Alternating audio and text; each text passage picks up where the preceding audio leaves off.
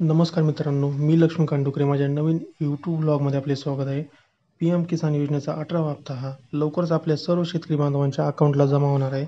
तसेच मित्रांनो, PM किसानचा हप्ता हा कोणत्या शेतकऱ्यांना मिळेल व कोणत्या शेतकऱ्यांना मिळणार नाही याबद्दल मी या व्हिडिओमध्ये डिटेलमध्ये सांगणार आहे. तसेच मित्रांनो, PM किसानच्या ऑफिशियल वेबसाईटवर PM किसानच्या सर्व शेतकऱ्यांसाठी एक लाभार्थी यादी आलेली आहे. या लाभार्थी यादीमध्ये आपले नाव नसेल तर आपल्याला eKYC करावे लागेल.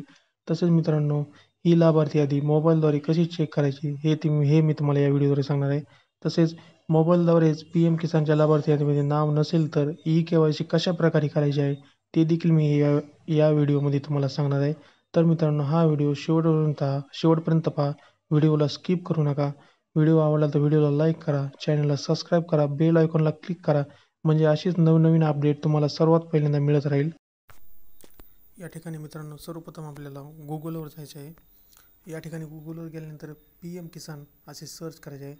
PM किसान असे सर्च केल्यानंतर त्या ठिकाणी pmkisan.government.in त्यांची एक ऑफिशियल वेबसाईट येते.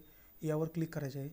यावर क्लिक केल्यानंतर आपण या ठिकाणी पाहू शकतो 9.4 करोड़ से अधिक लाभार्थी किसानों को 20,000 करोड़ से अधिक की धनराशि ट्रान्सफर की जाएगी. 9.4 कोटी लोकांना 20,000 कोटी रुपये 5 ऑक्टोबर 2024 रोजी म्हणजे PM किसानचे सर्व हप्ते जमा होणार आहेत असे यामध्ये सांगितले आहे.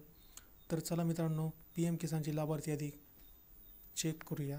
या ठिकाणी आपल्याला हे सर्व ऑप्शन दिसतील. या ठिकाणी सर्वात खाली बेनिफिट लिस्ट असे नावाचे ऑप्शन असेल त्यावर क्लिक करायचे आहे मित्रांनो. यावर क्लिक केल्यानंतर आपण पाहू शकतो बेनिफिशियल लिस्ट, आजची तारीख आहे, वेळ आहे. या ठिकाणी स्टेट, डिस्ट्रिक्ट, सब डिस्ट्रिक्ट, ब्लॉक व विलेज असे सर्च करायचे, असे टाकायचे व गेट रिपोर्ट असे टाकायचे आहे.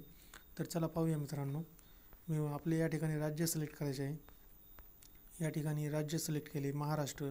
तर या ठिकाणी आपल्याला दाखवत आहे. या ठिकाणी मी गाव सर्च केले मित्रांनो आणि गेट रिपोर्ट यावर क्लिक करायचे आहे. गेट रिपोर्ट यावर क्लिक केल्यानंतर मित्रांनो आपण पाहू शकतो यावर PM किसानची सर्व लाभार्थी यादी आलेली आहे व ही लाभार्थी यादीमध्ये आपले नाव नसेल तर आपल्याला मोबाईलद्वारे eKYC कशी करायची आहे ते देखील मी तुम्हाला या व्हिडिओद्वारे सांगणार आहे मित्रांनो. तर चला मित्रांनो पाहूया मोबाईलद्वारे eKYC कशा प्रकारे करायची आहे. तर या ठिकाणी मित्रांनो लगेच एक ऑप्शन येते. या ठिकाणी पहिलेच ऑप्शन आहे eKYC. यावर क्लिक करायचे आहे.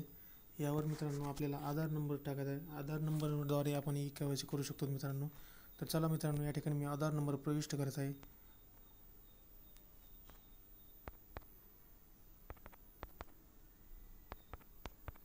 तर मित्रांनो, याद्वारे आधार नंबर मी प्रविष्ट केला आहे. जर मित्रांनो तुमची eKYC पूर्ण असेल तर तुम्हाला एक नवीन eKYC पूर्ण आहे असा देखील एक मेसेज येतो. चला पाहूया.